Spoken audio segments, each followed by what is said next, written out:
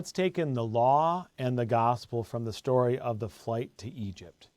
The bad news, the law, what does God tell us to do that we don't always do? Well, we hear the bad news that everyone's subject to evil. In this broken, sinful world, we are sinful, and sinful people act on us. And even babies we see in our story. With King Herod going after to kill babies, it's sad. That's something that shows up as abortion in our world.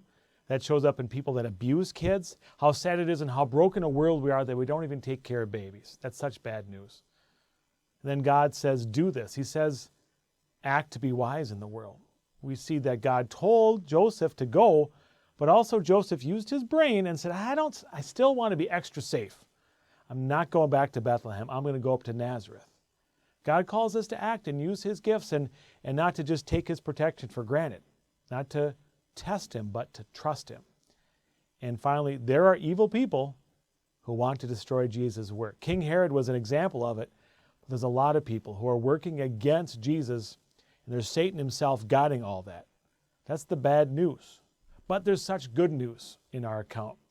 God's plan to love and save us cannot be overpowered or stopped. Satan wanted to break it. Herod wanted to break it. People want to break it. They could do all kinds of wicked things. But nothing gets in the way of God's plan to save us. That's how much he loves us. That's such good news. And then we see God blesses us through and around our actions. Joseph, he did the work, and God blessed him through it. And through what you do, God will bless you. God will guide you and make everything that you do turn out for your good. Doesn't mean it'll be an easy life, but God is still going to use it for your ultimate eternal blessing. And then we see God gives us people to bless us. For Jesus, he was given Joseph, his human adoptive father, to take care of him, to protect and to watch out for him. What a blessing. We've been given people in our lives. If you're a student, there's many adults in your life that are doing different things. And you too are someone that's doing other things for other people. What a huge blessing. God gives us all of that too. He takes care of us by himself. He gives us Jesus for our eternal life. But he uses people and community to take care of us here and now. Such good news. So summary, the flight to Egypt. Despite our evil, God's plan to love and save us will not be stopped.